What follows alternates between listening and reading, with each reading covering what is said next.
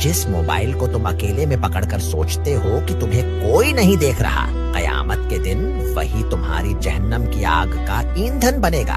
ये सिर्फ एक वीडियो नहीं है मेरे भाई, ये तुम्हारी रूह का कातिल है, ये तुम्हारी आंखों का गुनाह है, ये तुम्हारे दिल की बर्बादी है।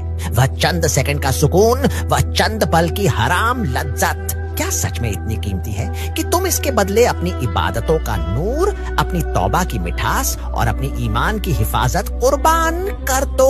तुम कमरे की बत्ती बुझा देते हो, दरवाजा बंद कर लेते हो। दुनिया को धोखा देना आसान है, लेकिन क्या तुम उस अल्लाह की निगाह से बच सकते हो जिसने तुम्हें पैदा किया? जब तुम्हारा जिस्म आराम कर रहा होता है, जब तुम दुनिया के शोर से दूर होते हो, तब शैतान तुम्हें इस गुनाह की तरफ धकेलता है। वह कहता है कोई नहीं देख रहा।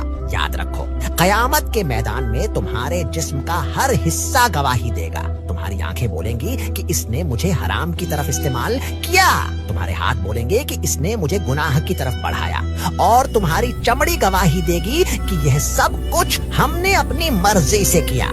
यह सिर्फ एक गुनाह नहीं है मेरे भाई, यह तुम्हारे दिल पर स्याह धब्बा है, एक ऐसा धब्बा जो अल्लाह के नूर को तुम्हारे दिल में उतरने नहीं देता। क्या तुम्हें यह मंजूर है कि जिस दिन तुम्हें सबसे ज्यादा सुकून, सबसे ज्यादा रहमत की जरूरत होगी, उस दिन तुम्हारे दिल से ईमान का नूर छीन लिया जाए क्योंकि तुमने हराम की तरफ देखा था? बस कर दो, अब ये सब छोड़ दो।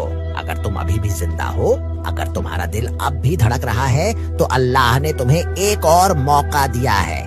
जब भी शैतान तुम्हें मजबूर करे, उस वक्त 3 बातें याद करो: मौत, कब्र और उस रब की शर्म जो तुम्हें हर पल देख रहा है। उठो, वजू करो, 2 रकत नमाज पढ़ो और सच्चे दिल से तौबा करो। इस गुनाह को जड़ से उखाड़ फेंकने का इरादा करो। अल्लाह बड़ा गफूरुर रहीम, माफ करने वाला है। गुनाह कितना भी बड़ा हो, तौबा का दरवाजा कभी बंद नहीं होता। तुम्हारी तौबा से जमीन और आसमान खुश होते हैं। लौट आओ इससे पहले कि बहुत देर हो जाए।